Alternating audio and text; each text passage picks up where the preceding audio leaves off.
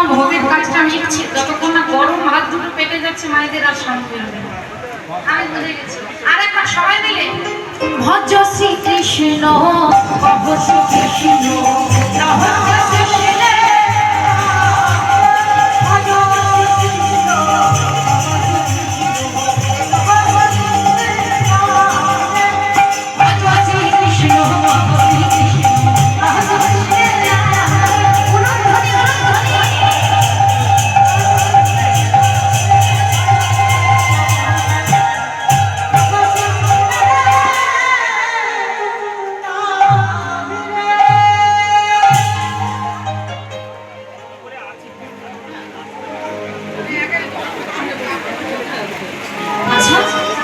ব্যাপার বলো তো, আজকে কি কোনো কালী পুজো আছে?